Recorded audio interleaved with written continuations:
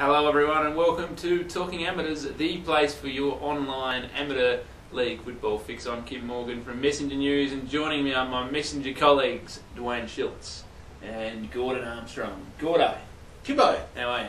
not bad, thank you, Russ. Schultzy, going alright? Battling away. Now what's going on with the arm here, mate? What is going on? Oh, just injury from the weekend and a demoralising loss to Teacher Gully. And for those viewers that don't know who us is, you are playing Us is from Jeps Cross, the Jeps Cross Rams. Probably fighting for a finals berth there, but let it slip. But we'll talk about that later. Well, it has been a big week in amateur footy, Gordo. Where do we start, mate? Okay, well I think Sacred Heart probably we can have a look there. Narrow loss, but I still think they're in the hunt. Had they won, they would have stayed up certainly a spot in the 5 and kept alive the double chance, but lost by 7 points. They did to Salisbury North's 13-13-91 to 13-6-84. That makes the Hearts 8-8. Yep. They've had a shaky month. They've only won one of their last 4. Are they in a bit of trouble?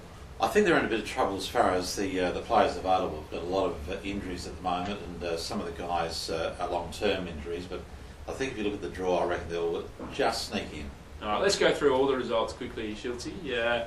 Gazer getting it done over Payneham Norwood Union. That moves Gazer to 4th. But gee, they're just not playing all that impressively, Gazer. Yeah. They got the job done, but they've got 2 very hard games to come home with. They're in 4th. They're a game clear of 5th place Sacred Heart and 6th place Broadview. But can you see them hanging on? I can see them hanging on for a final spot. I think the last final spot will either be Sacred Heart Broadview or, if the cards fall the right way, maybe a Jeps Cross or a Teacher Gully to sneak in there. Teacher Gully have opened it right up, Gordo. They're probably the story of the last 6 weeks. Well, 5 wins in 6 weeks. And the coach predicted that too. He said did. that 6 weeks back, Yeah. and they're not without a sneaky chance themselves. And the coach is, for our viewers? Shannon Van Soest, of course, and policeman as well. Yep. But no, Shannon did predict that the side would be bouncing back. Left it one game too late, I think, for the 5. I think that Tasborski double in the last minute for Shocks a couple of weeks ago when they got over Teacher Gully by a point. That will prove crucial, I think. Yep. Well, he did say that. The coach, the Gully, said that 1 point loss is going to be probably the killer. It looks like that's the way. Other results: Sacred Heart, we mentioned, lost to Salisbury North. Teacher Gully beat Jeps Cross by 21 points. Schultzy's boys led in midway through that game and couldn't get it done. No.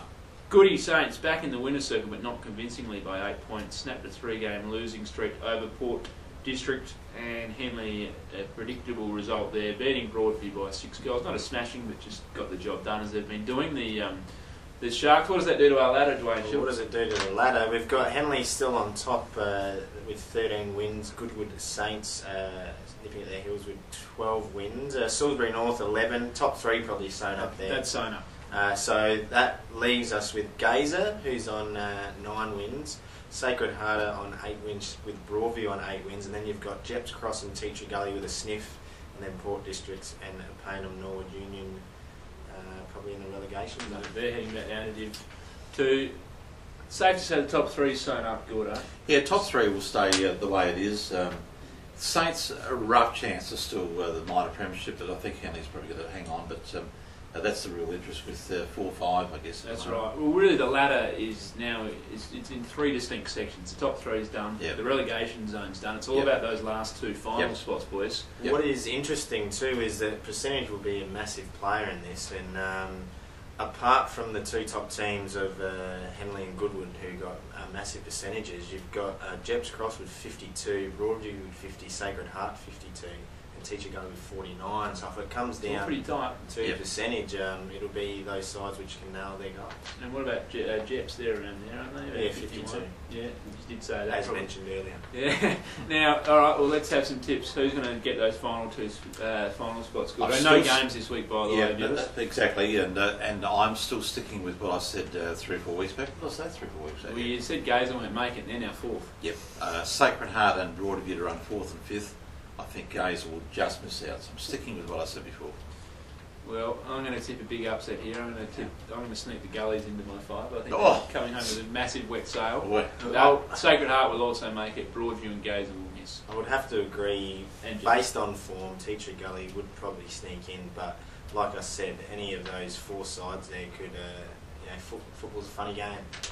Funny that Gordo, well, didn't say this, but I certainly was hinting that Tea Tree Gully could be relegated, and you suddenly turned around and said they're making the finals, Gordo. It's a big call. I think it might be just that one game out, Kimbo. But hey, look, you've been right before. Well, you do hear all the big calls on Talking Amateurs, folks. See you next week.